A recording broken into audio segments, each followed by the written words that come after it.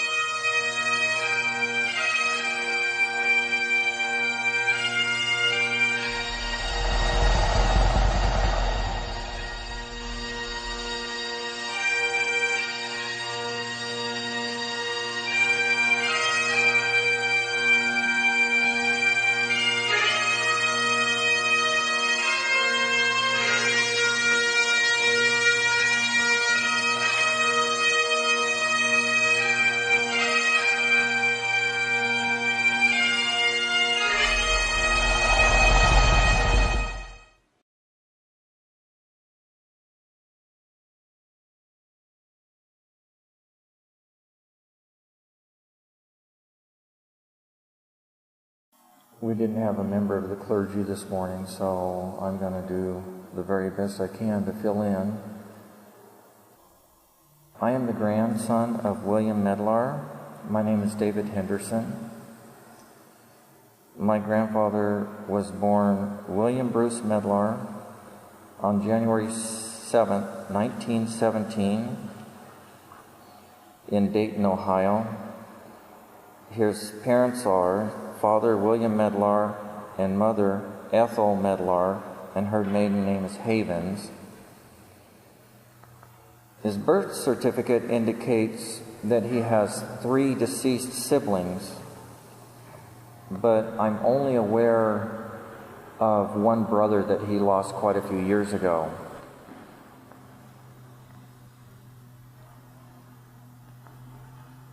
And this one brother died in a tanker explosion. According to his military records, he was active duty April 3rd, 1942 to September 27th, 1945. My grandfather fought in World War II. It's my understanding he fought in the Japanese theater as well as the Korean War. His highest rank that he achieved was Staff Sergeant, and he was a parachute infantryman. He told me many stories when he fought in World War II in Central Europe, where he had to fight hand-to-hand combat many times. He fought on D-Day, where many of our soldiers were coming in on the beach, and my grandfather parachuted behind the enemy lines and came in from the backside. And he told me how they overtook the enemy positions in the bunkers. And he told me many other stories, how they marched from city to city, pushing back the enemy.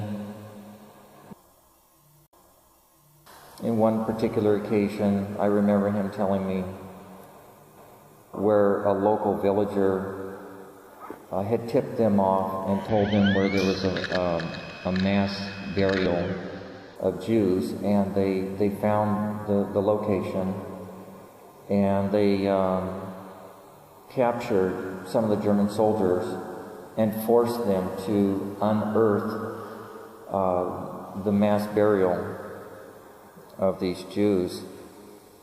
I just remember when he was telling me these stories, just being riveted. I could just hardly even contain myself, trying to put myself in that position, thinking, what would I do? But my grandfather, in my mind, was a true hero. He told me stories about when he ran out of ammunition. There was only one thing left. It was either your bare hands or your bayonet or a knife.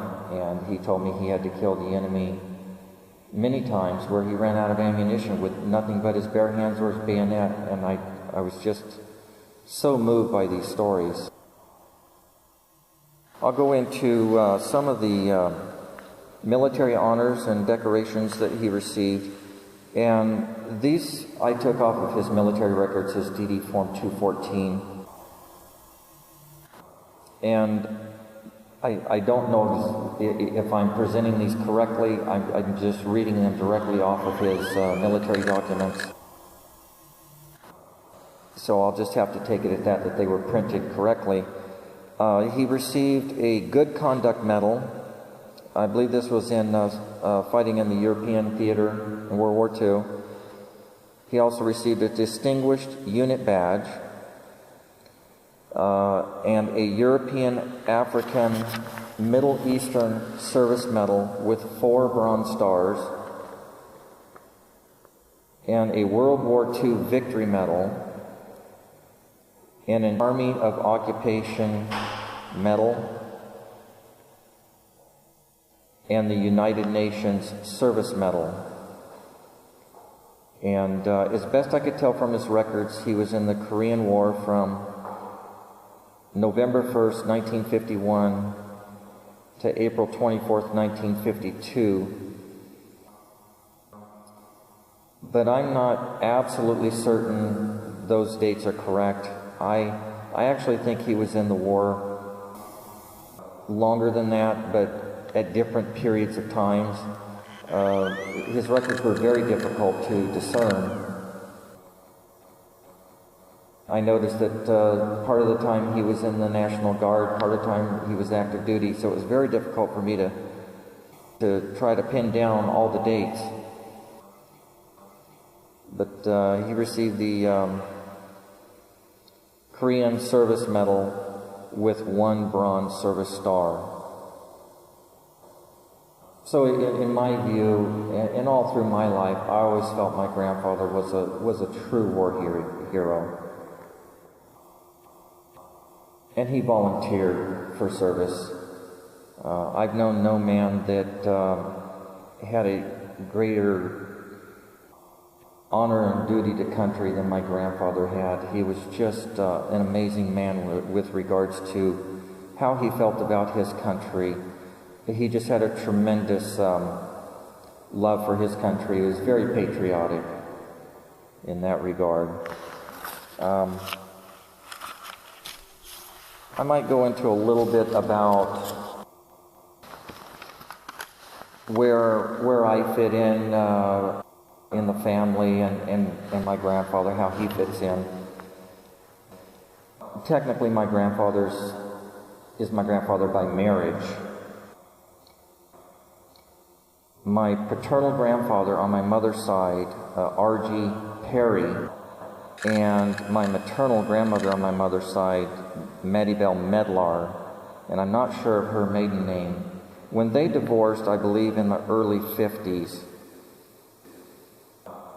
my maternal grandmother remarried, and she remarried my grandfather, William Medlar. He always went by Bill, but during my growing up years, from the time I was just a very young child, I always thought of him as my grandfather.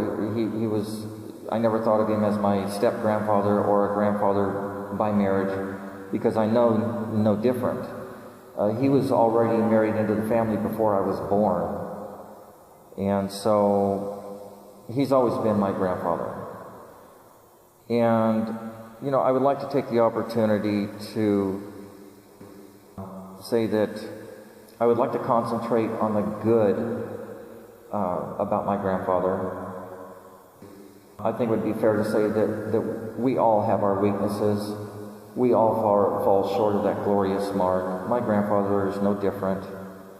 But at the same time, I would like to concentrate on the good and the positive about him. It was the late Dr. Martin Luther King Jr. who said, you know, man should not be judged by the color of his skin, but by the content of his character. So I would like to sort of hold to that principle. You know, I don't want to judge my grandfather by his weaknesses, but by his strengths. And, of course, one of his greatest strengths is his love, honor, and duty to country. And also one thing I learned from my grandfather was his tremendous sense of work ethic. My grandfather worked all the way up until the time he was 83 years old. And then that's when he came to live with my wife and I. And we've been looking over him for the past several years. He was 94 years old when he passed. As I remember my grandfather, when I was a little boy, he was an adventurous person. He loved the outdoors. He loved to fish, hunt, and we did all of that together when I was just a young lad. We did a lot of deer hunting, fishing on the rivers, salmon fishing, steelhead fishing.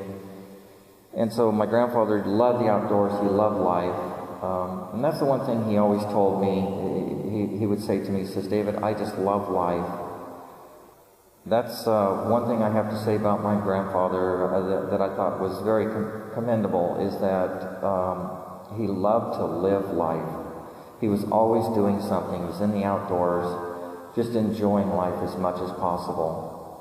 And it was kind of sad in the past recent years. He was unable to get out. He couldn't walk very well. And so it was sad to see that he couldn't experience those things as he did when he was younger.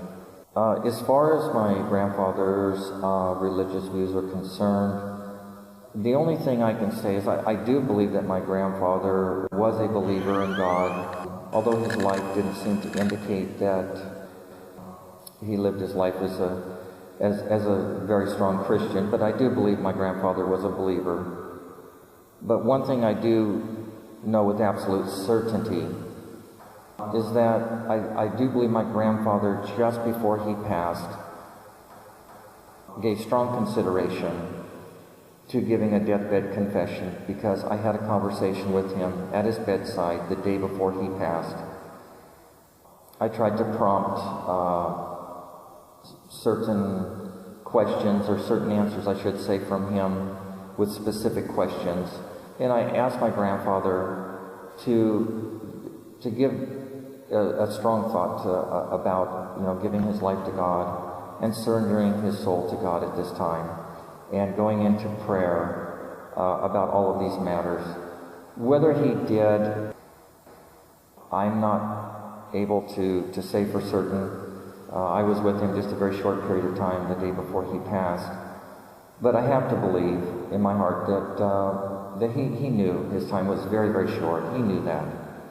And I have to believe that my grandfather did hear my words, and that he did make that last call to God. And that's what I will continue to believe. And so aside from this, I have nothing really further to say. This is somewhat brief this morning, just a general overview of my grandfather's life.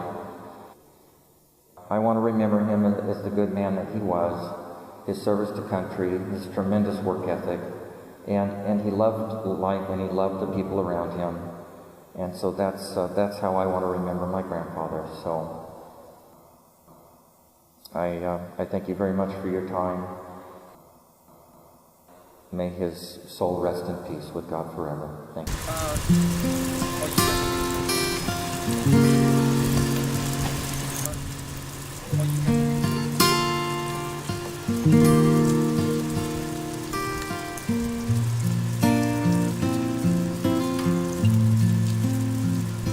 William Medlar, United States Army.